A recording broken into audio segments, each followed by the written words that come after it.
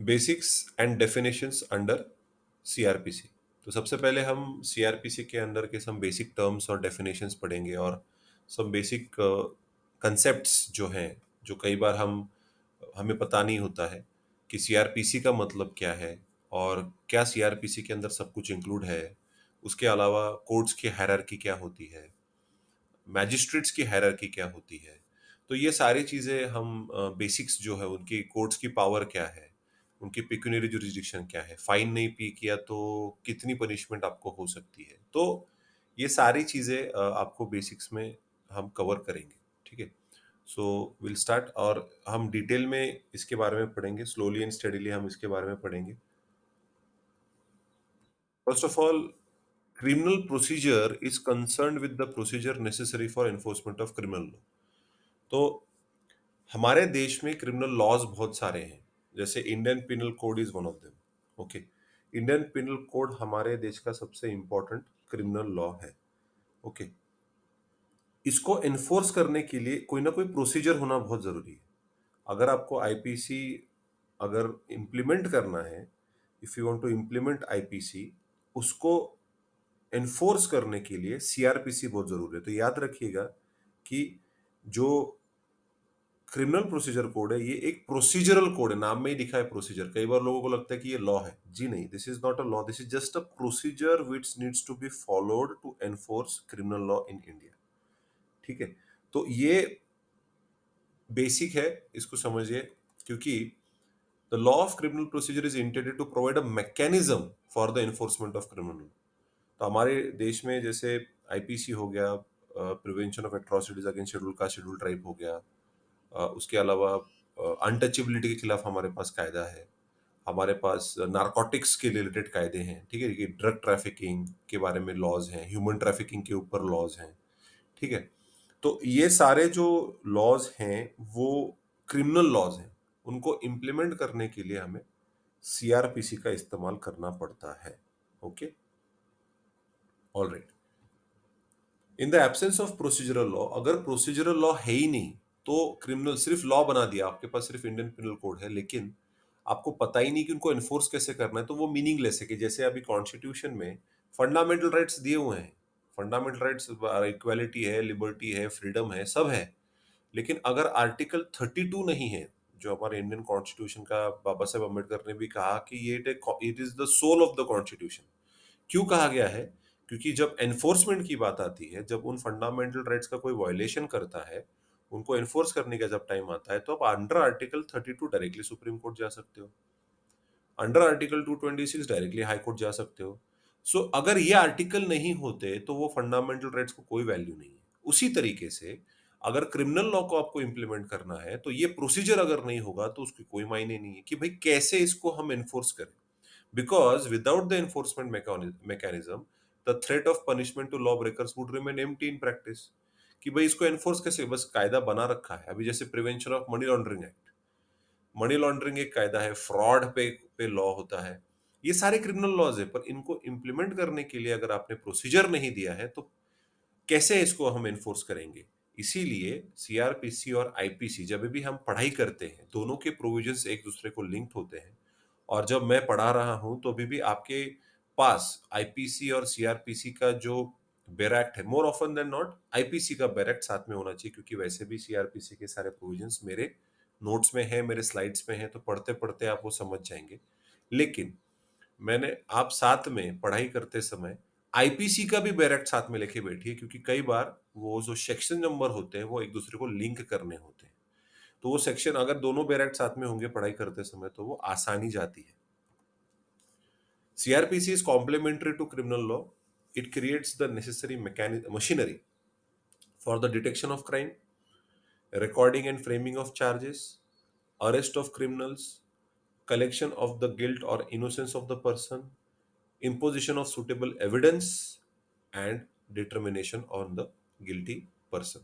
तो ये सारी मैकेनिज्म, ये सारी मशीनरी, ये सारा प्रोसीजर कि क्राइम को कैसे डिटेक्ट करें, इन्वेस्टिगेशन कैसे करें, चार्जेस जो फ्रेम करते हैं पुलिस ऑफिशियल्स, पंचनामा जो करते हैं, उसके पीछे भी एक प्रोसीजर होता है। ओके, अरेस्ट करना, समन भेजना, वारंट उसके बाद किसी की भी इंसान को वो गिल्टी है, इनोसेंट है, उसके रिलेटेड एविडेंस कलेक्ट करना और सूटेबल पनिशमेंट क्या हो सकती है, उसका भी एक गाइडलाइन प्रोवाइड किया जाता है सीआरपीसी में, ठीक है? और weather a person is guilty और नॉट, ओके, ये भी सीआरपीसी मतलब जो प्रोसीजर फॉलो किया जाता है, वो हम अगर करेंगे तो more often than not probability of the person जिसने क्राइम की है, अगर सफिशिएंट एविडेंस है तो प्रोसीजर अनुसार उसको पनिशमेंट भी होगी। ऑलराइट, तो ये सारी चीजें सीआरपीसी के अंदर इंक्लूडेड है।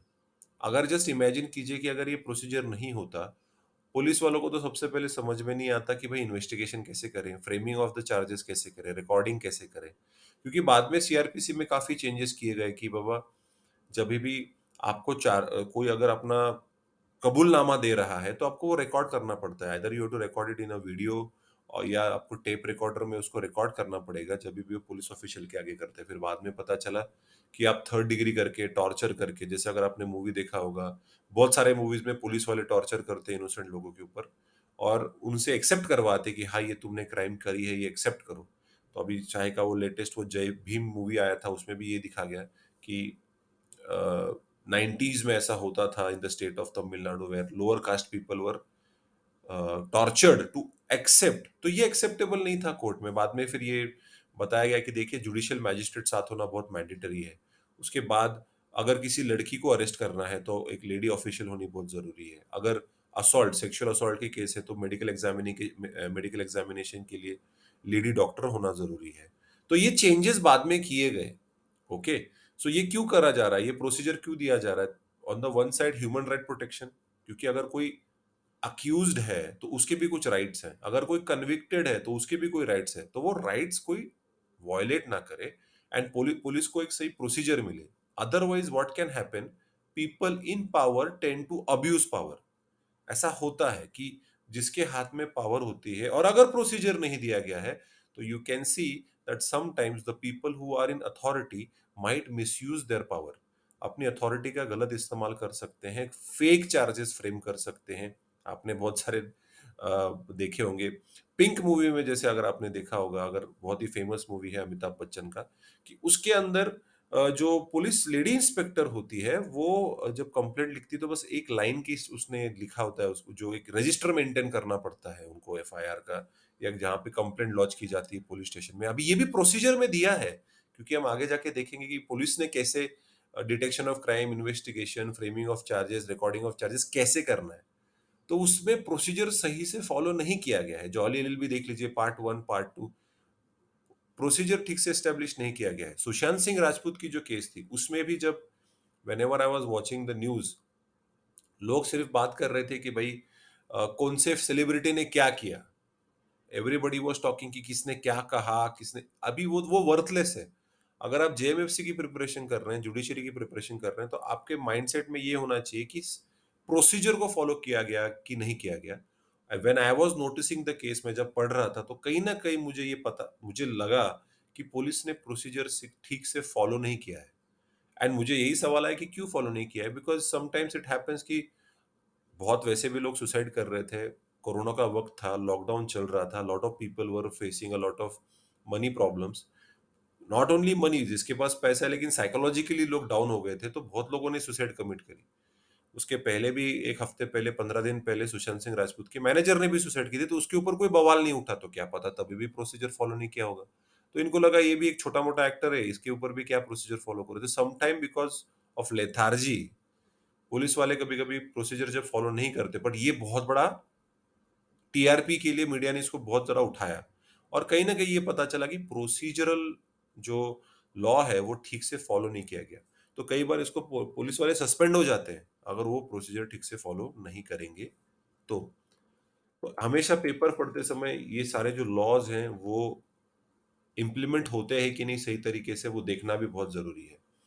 उसके अलावा ये तो सब चीजें हैं ही कि कैसे आपने चार्जेस फ्रेम करने हैं, एविडेंस कलेक्ट करना है, वो तो सब, इंक्वायरी क्या होती है, इन्वेस्टिगेशन क्या होता है, उनके बाद उसके अलावा भी अगर कोई ऑफेंस आपको प्रिवेंट करना है, जैसे पब्लिक न्यूसेंस है, या अगर कुछ किसी लैंड या किसी वाटर डिस्प्यूट को लेके, जैसे अभी जो अयोध्या का जो इतना बड़ा झगड़ा था कि भाई ये लैंड किसका है, बेसिकली बाबरी मस्जिद डिमोलिशन के बाद जो हुआ, तो देयर इज़ अ पॉसिबिलिटी कि भई यहाँ पे पीस ब्रेक हो सकता है, यहाँ पे लॉ एंड ऑर्डर प्रॉब्लम हो सकता है, या ऐसी कोई अनलॉफुल असेंबली जिसके वजह से अगेन सेक्शन 144 अभी जो इम्प्लीमेंट हुआ सीआरपीसी का ड्यूरिंग लॉकडाउन की, 5 या 5 से ज़्यादा लोग अगर मिलेंगे तो उनको आप उनके खिलाफ आप कार्रवाई कर सकते हो, because any kind of offence को प्रिवेंट करना है। अगर किसी एग्जीक्यूटिव मैजिस्ट्रेट या डिस्ट्रिक्ट मैजिस्ट्रेट को अपने जुरिस्डिक्शन में ऐसा लगता है कि मेरे लोकेलिटी में, मेरे जुरिस्डिक्शन में ऑफेंस हो सकता है, तो उसको प्रिवेंट करने के लिए मेरे पास क्या प्रोसीजर है? तो मैं ऑर्डर भेज सकता हूँ, मैं उनको बुला सकता हूँ ऑफिस में कि आप मुझे राइटिंग में दीजिए कि क्यों मैं आपको why shouldn't I arrest you. और अगर आप नहीं क्लेम कर रहे हैं कि भाई नहीं हम ऐसा कुछ नहीं करेंगे, तो लिख के दीजिए, नहीं तो कल क्योंकि अगर कोर्ट में जाने के बाद मुझे सवाल पूछा जाएगा कि आपके एरिया में ऐसा हो रहा था, आप कर क्या रहे थे? तो प्रिवेंट करना ऑफेंसेस को, maintenance of wife children parents, जी ये बहुत इंपॉर्टेंट क्लॉज है सेक्शन 125 टू 128। पब्लिक न्यूसेंस को कंट्रोल करना, कि कई बार आपने देखा होगा रास्ते में लोग झगड़ा कर रहे हैं, ओके, मारामारी कर रहे हैं, तो उसके वजह से क्या हो रहा है कि अफरे की वजह से बेसिकली पूरी पब्लिक या पूरा ट्रैफिक जैम हो गया है। दे आर नॉट मूविंग, झगड़ा कर रहे हैं, लोग बोल रहे हैं बाजू में लो गाड़ी, कोई गाड़ी बाजू में नहीं ले रहा है, तो उनको यू कैन बुक देम कि you are creating some public nuisance. दारू पी के आप तमाशा कर रहे हो, चिल्लम चिल्ली कर रहे हो, रात को 12-1 बजे आप सोसाइटी के नीचे जाके चिल्ला रहे हो, तो ये इसको भी प्रिवेंट करने के लिए सीआरपीसी में प्रोविजंस दिए गए हैं। उसके अलावा it further attempts to strike a just balance between the need to give discretionary powers to functionaries under the code, to make investigative and adjudicatory processes strong and effective, and the need for controlling the probable misuse or abuse of these powers। यही मैंने आपको बताया। जो functionaries हैं, चाहे वो executive magistrates हों, चाहे वो डिस्ट्रिक्ट मैजिस्ट्रेट्स हों, देखिए एग्जीक्यूटिव मैजिस्ट्रेट कौन होता है नॉर्मली किसी भी डिस्ट्रिक्ट में, जो कलेक्टर साहब होते हैं या कमिश्नर साहब होते हैं पुलिस डिपार्टमेंट, या आईएएस आईपीएस ऑफिशियल्स जो होते हैं, जो उनके जुरिस्डिक्शन में जाता है, चाहे whether it is with respect to law and order तो वो ऑब्वियसली पुलिस के पास जाएगा, if it is with respect to revenue it will go to the collector, if it is respect to municipality तो वो म्युनिसिपल कमिश्नर के पास जाएगा, तो जिसका जुरिस्डिक्शन होगा वो एग्जीक्यूटिव मैजिस्ट्रेट। लेकिन डिस्ट्रिक्ट मैजिस्ट्रेट ये दिस बिलोंग्स टू जुडिशियल, वो जुडिशियल मैजिस्ट्रेट होता है, ठीक है, क्योंकि हमारे इंडिया में एग्जीक्यूटिव और जुडिशरी को सेपरेट कर दिया गया है। ये this is one of the directive principles also, कि the judiciary and the executive are separate things, दोनों अलग अलग चीजें हैं। लेकिन some of the executives have some quasi judicial functions. Quasi judicial functions मतलब not exactly judicial functions, but थोड़े बहुत ऐसे पावर्स है उनके अंदर कि छोटे मोटे अगर पेटी केसेस होंगे तो वो कलेक्टर साहब उसको सॉर्ट आउट कर सकते हैं, हर बार आपको कोर्ट में जाने की जरूरत नहीं है। और सीआरपीसी भी ये देखता है कि भाई कोई भी ऑफिशियल अपने डिस्क्रिशनरी पावर का मिसयूज ना करे। यही मैंने आपको बताया कि चाहे वो जेएमएफसी हो, जुडिशियल मैजिस्ट्रेट फर्स्ट क्लास हो, सेकंड क्लास हो, जज हो, या कोई कलेक्टर हो, कमिश्नर हो, पुलिस कमिश्नर हो, कोई भी हो, उसने अपनी पावर का इस्तेमाल, उसने अपनी अथॉरिटी का इस्तेमाल सीआरपीसी के हिसाब से करना चाहिए when it comes to criminal law, ठीक है। सिमिलरली सिविल केसेस होंगे तो उसके लिए हमारे पास सीपीसी है, सिविल प्रोसीजर कोड, ठीक है। तो ये सीआरपीसी जो है वो आपको गाइडलाइन देता है, एक मैकेनिज्म बताता है, एक मशीनरी देता है कि भाई आपको ये प्रोसीजर फॉलो करना जरूरी है। अदरवाइज कोर्ट में आपने प्रोसीजर ठीक से फॉलो नहीं किया, आपने बहुत ग्रॉस गलतियां करी हैं, तो आप आप सस्पेंड भी हो सकते हैं as an official. So it's very much important कि आपने ये सारा प्रोसीजर फॉलो करना चाहिए। और इससे पता भी चलता है कि कोई अपनी पावर का मिसयूज कर रहा है, कि अब्यूज कर रहा है कि नहीं कर रहा है। ये प्रिवेंट करने में डेफिनेटली हेल्प करता है। तो क्या सीआरपीसी में सब कुछ इंक्लूडेड है? इस सीआरपीसी एग्जॉस्टिव की जितने टाइप के क्राइम्स होते हैं पूरे भारत भर में, क्या वो सब कुछ टैकल किया जाता है सीआरपीसी में? ये बहुत बड़ा सवाल है कि अगर सीआरपीसी में अगर लिखा नहीं गया है कि अगर ऐसी कुछ, अभी जैसे फॉर एग्जांपल सरोगसी, सरोगसी के ऊपर आपने वो मूवी भी आई थी मिनी करके, तो उसके अंदर कीर्ति सनन की, तो उसके वो सरोगेट मदर होती है, एन वक्त पे वो जो फॉरेन कपल होता है जो सरोगेट करते हैं उसको, वो भाग जाते हैं। अब वो बच्चा किसका है, या वो बच्चा अगर इन इन जनरल अगर वो औरत गरीब है, वो बच्चों को ख्याल नहीं रख सकती, तो आपने पैसे दिए नहीं दिए, बहुत बार ये लोग आते हैं सरोगेसी करवाते हैं, कई बार उसमें चाइल्ड ट्रैफिकिंग होती है, ह्यूमन ट्रैफिकिंग होती है। पैसे के लालच में ऐसा पैसा का मोह दिखा के औरतों की ज़िंदगी खराब कर देते हैं। तो ये इसके ऊपर कोई अभी तक ऐसा प्रॉपर लॉ नहीं बना है, सिर्फ़ गाइडलाइंस दिए गए हैं। एक ज़माना था कि जब sexual harassment of woman at workplace पे कोई कायदा नहीं था, तो सुप्रीम कोर्ट ने गाइडलाइंस प्रोवाइड किए थे Vishaka versus state of Rajasthan में कि ये जब तक लॉ नहीं बनता तब तक ये गाइडलाइंस फॉलो किए जाएँगे। तो उसके पहले कुछ नहीं था सीआरपीसी में या कोई लॉ ही नहीं था with respect to sexual harassment. ये डाउरी ये सब इसके ऊपर पहले लॉ नहीं थे, बाद में बने ताकि पनिश किया जाए। तो क्या ये एग्जॉस्टिव है? So the code is exhaustive and matters specifically dealt with by it, however it is not exhaustive on the point not specifically dealt with therein. देखिए, पॉसिबल ही नहीं है कि सब कुछ इसके अंदर इंक्लूडेड होगा, लेकिन देखा जाए तो मेजॉरिटी ऑफ द केसेस में सीआरपीसी में डेल्ट किया है। लेकिन सडनली कुछ नई टाइप की अगर जब क्राइम आती है, देखिए अभी फिलहाल बिटकॉइंस आ रहे हैं, वर्चुअल करेंसी आ रही है, ठीक है? तो इसके ऊपर लोगों को ये टेक्नोलॉजी समझ में नहीं आ रही है लोगों को कि ये क्या है यार। उसके रिलेटेड अगर कुछ क्राइम होती है तो पहले तो पता ही नहीं चलेगा। पहली बार जब इंटरनेट आया था लोग डरते थे। अगर इफ यू रिकॉल, जब जब ये सब ई-कॉमर्स प्लेटफ़ॉर्म चालू हुए थे अलग-अलग, जैसे अमेज़न है, फ्लिपकार्ट है। जब ये वेबसाइट चालू हुए थे तो लोग बहुत स्केप्टिकल हुआ करते थे। लोगों को डर लगता था कि इसकी जा अगर हम कुछ ऑनलाइन कैसे ऑर्डर करें? हम पहले जब ये मेंटालिटी आप ज़्यादातर देखें तो पुराने जो ओल्डर जनरेशन्स हैं, वो इंटरनेट बैंकिंग भी नहीं करते। वो ये गूगल पे, ये पेटीएम-वेटीएम कुछ नहीं करते। They believe in cash. भई रिसिप्ट दो, पैसा लो, हार्ड कॉपी चाहिए। तो इंटरनेट जब आया तो डर था कि ये क्या है? बहुत लोगों ने ऑनलाइन ऑर्डर करके उनको पैसा दिया उन्होंने और उनको रिटर्न में कुछ नहीं मिला, कुछ आया ही नहीं और कोई कंप्लेंट मैकेनिज़्म भी नहीं था, कोई साइबर लॉ नहीं था या जो था वो बहुत वीक था। कोई प्रोसीजर ही नहीं है। तो क्या किया जाए? कुछ नहीं। अब भाई लॉ ही नहीं है तो कैसे पनिश करोगे उस पर्टिकुलर पर्सन को? और हम सभी को पता है कि क्रिमिनल लॉ को रेट्रोस्पेक्टिव इफेक्ट नहीं होता है। मतलब अभी 2022 में अगर मैं कुछ क्राइम कमिट करता हूँ, जो एक्चुअली जिसके ऊपर कोई लॉ नहीं, जैसे सरोगेसी में मैंने कुछ क्राइम कमिट किया, क्राइम लॉ है नहीं, लेकिन बाद में गवर्नमेंट को पता चला कि भैया 2023 में हमने एक लॉ बना देना चाहिए। बना दिया। दे कांट कम बैक 1 साल पहले कि हाँ, आदित्य केदारी ने ये क्राइम की था, उसको अभी पनिशमेंट दो। आप सिविल लॉ को रेट्रोस्पेक्टिव इफेक्ट लगा सकते हो, but you can not make it to civil criminal law. Criminal law को आप रेट्रोस्पेक्टिवली इम्पैक्ट नहीं कर सकते। ठीक है? सो देखा जाए तो मेजॉरिटी ऑफ द चीजें सीआरपीसी में इंक्लूडेड है, लेकिन देर आर सम एस्पेक्ट जहां पे वो नहीं है, जिसके ऊपर वो शांत है। तो ऐसे वक्त क्या क्या किया जाता है? Okay, the legislature is incapable of contemplating all the possible circumstances which may arise in future litigation and consequently providing procedure for them. ये impossible है। लेजिस्लेचर सभी चीजों को, सभी कंडीशंस को, सभी सर्कमस्टांसेस को रिक्रिएट या क्रिएट नहीं कर सकता कि ऐसा हो सकता है, वैसा हो सकता है। जब तक वो होता नहीं है तब तक पता नहीं चलता। ओके, अभी जैसे मॉब लिंचिंग, अभी महाराष्ट्र में जब काउ स्लॉटर को बैन किया गया, बैन करने के बाद कई बार जो लोग काउस को या कैटल को बाजार में बेचने जाते थे, तो कई बार हिंदू मॉब ने मुस्लिम लोगों को घेर के उनको मारा कि भाई आप ये कत्तल खाना लेके जा रहे हो। वो बता रहे, समझा रहे, कह रहे नहीं भाई, हम कत्तल खाना नहीं, हम इन हमारे जानवरों को, कैटल को हम तो मार्केट में बेचने जा रहे हैं। पीपल खरीदते हैं ना कैटल, तो दूध के लिए खरीदता है, कोई खेती-बाड़ी के लिए करता है। अरे भाई, हम उस कौन सुन रहा है? एंड मार-मार के व्हेन हैपेंस कि भाई जब मॉब में कोई मर जाता है तो आप कैसे पिन पॉइंट करोगे कि इस पर्सन ने मारा है? नोबडी कैन से कि किसने किसको मारा है। सो मॉब लिंचिंग के ऊपर कोई लॉ नहीं, उसके ऊपर भी काफ़ी चर्चा हुई। So there is a possibility कि ऐसी कोई क्राइम हो रही है। ऑनर किलिंग, अनदर एग्जांपल कि भाई किसने मारा? ऑनर किलिंग में मतलब आपने सैराट मूवी देखा होगा जिसमें लड़का-लड़की भाग के शादी करते हैं, अलग-अलग कास्ट के लोग, तो उनके माता-पिता ही उनको मार देते हैं। Honour killing.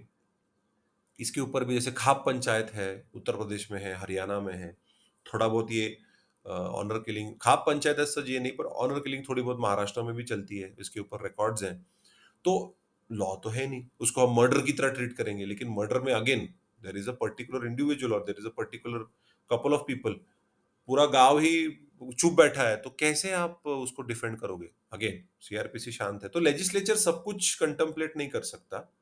सो ऐसे सिचुएशन में जहां पे कोई प्रोसीजर नहीं दिया गया है सीआरपीसी में, if there is no procedure given, तो सेक्शन 482 जो है सीआरपीसी का, एक प्रोविजन मेंशन किया गया है कि जब भी कोई भी प्रोसीजर ना हो, then Nothing in this code shall be deemed to limit or affect the inherent powers of the High Court to make such orders as may be necessary to give effect to any order under this code, or to prevent abuse of the process of any court, or otherwise to secure the ends of justice. High court के पास power है कि आप एक ऐसी order pass कर सकते हो CrPC के अंडर जिससे न्याय हो। कुछ भी ऐसी, देखिए कॉमन सेंस, ऐसे वक्त जब आपको पता है कि ये गलत हो रहा है, आपको पता है, क्योंकि गुड कॉन्साइंस होना बहुत जरूरी है, मतलब अच्छी सोच होना, एक एक क्लियर थॉट फ्रेमवर्क कि ये इवन दो इसके ऊपर लॉ नहीं है लेकिन ये गलत है, तो आप ऐसी कोई भी ऑर्डर पास कर सकते हो जो नेचुरली सीआरपीसी के अंडर आती है, to stop that crime, to punish that person. Okay, कि कोई ना कोई प्रोविजन, जैसे अभी ऑनर किलिंग में आप उसको मर्डर दिखाओगे, ठीक है, सरोगेसी में आप उसको फ्रॉड दिखा सकते हो, आप उसको अब्यूज ऑफ पावर बता सकते हो, आप असॉल्ट, सेक्सुअल असॉल्ट भी बता सकते हो। तो there are different provisions under which you can, अभी sexual harassment at work place में गाइडलाइंस दिए थे सुप्रीम कोर्ट में, वो फॉलो कर सकते हो, एंड अकॉर्डिंगली आप उसको, आपका जो जुडिशियल डिस्क्रिशन है उसका इस्तेमाल करके आप उस पर्टिकुलर पर्सन को पनिश कर सकते हो।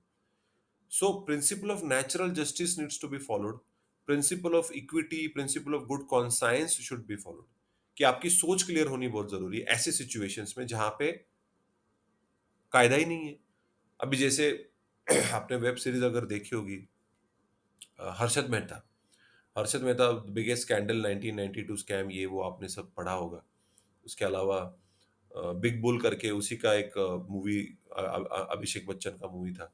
इनसाइडर ट्रेडिंग, इसके ऊपर क्राइम ही नहीं थी। इनसाइडर ट्रेडिंग का मतलब क्या है कि कंपनी के अंदर की इंफॉर्मेशन, कि भाई आप आगे जाके क्या प्रोडक्शन करने वाले हो, आप कितना एक्सपांशन करने वाले हो, उनके जो भी प्लान्स है कि कंपनी बंद पड़ने वाली है या कंपनी में कुछ प्रॉब्लम है, कंपनी लॉसेस में है तो कंपनी बंद होगी, तो उसका इम्पैक्ट शेयर मार्केट पे होता है, ये होती है insider information.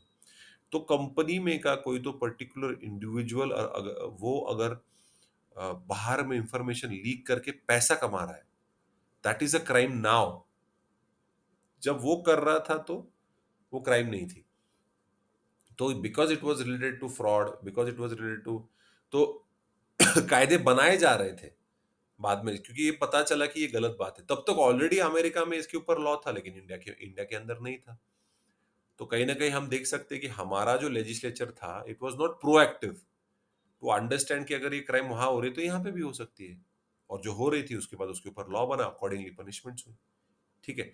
So understand the situation कि अगर सीआरपीसी में नहीं भी दिया होगा तो हाई कोर्ट के पास, किसके पास, हाई कोर्ट के पास वो पावर होती है, क्योंकि डिस्ट्रिक्ट कोर्ट के पास वो जुरिस्डिक्शन नहीं है। डिस्ट्रिक्ट कोर्ट हाई कोर्ट से एडवाइस मांगेगा कि सर ऐसा हो गया है, इसमें सीआरपीसी में कुछ भी मेंशन नहीं है, आप बताइए क्या करना चाहिए। तो हाई कोर्ट, उस पर्टिकुलर स्टेट का जो हाई कोर्ट है, वो ऐसा ऑर्डर पास करेगा सीआरपीसी के अंडर जिससे न्याय हो। And while passing that order, principle of justice, equity and good conscience should be followed. देखिए इक्विटी का मतलब कि जस्टिस को हमको तो पता है, न्याय उसका मतलब पता है, गुड कॉन्साइंस मतलब अच्छी सोच, वो भी हमें पता है। इक्विटी का मतलब क्या है? इक्विटी का मतलब इक्वालिटी नहीं। कई बार हम इक्विटी और इक्वालिटी को सेम मान लेते हैं, दोनों का मतलब अलग है। इक्वालिटी मतलब सभी लोगों को आप सेम सेम ट्रीट कर रहे हो, लेकिन इक्विटी में आप डिस्क्रिमिनेट कर रहे हो, लेकिन वो डिस्क्रिमिनेशन रीजनेबल है।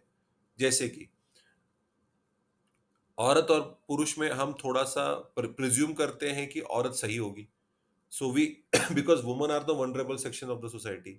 बच्चा है, तो बच्चा है तो उसको आप फांसी नहीं दे सकते। अगर आपको निर्भया केस याद होगी तो एक out of the 4 culprits one of the person was below 18 years of age, जिसको फांसी होनी चाहिए थी, लेकिन नहीं हुई बिकॉज़ तब का कायदा अलग था कि 18 साल के नीचे का अगर कोई इंडिविजुअल है तो उसको आप फांसी नहीं दे सकते।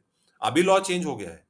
अभी ministry of women development, women and children development, उन्होंने कायदे में चेंज किया कि कोई भी इंसान अगर 16 से 18 की एज में अगर होगा और वो ग्रीवियस क्राइम कमिट करेगा, तो उसके ऊपर कमिटी बिठाई जाएगी जो सोच विचार करके डिसीजन देगी कि इस पर्टिकुलर इंडिविजुअल को अडल्ट की तरह ट्रीट करना चाहिए कि बच्चे की तरह। क्योंकि आज के जमाने के जो टीनेजर्स हैं और 20 साल पुराने जो टीनेजर थे, उनमें बहुत फर्क है। अभी इंटरनेट है, सोशल मीडिया है, बच्चे बहुत जल्दी मैच्योर हो रहे हैं। बच्चों की सोच बहुत जल्दी डेवलप हो रही है। अननोन चीजें बच्चों को बहुत कम उम्र में देखने को मिल रही है। इसीलिए हम उसका जो मेंटल, जो उसका जो डेवलपमेंट है वो बहुत जल्दी हो रहा है।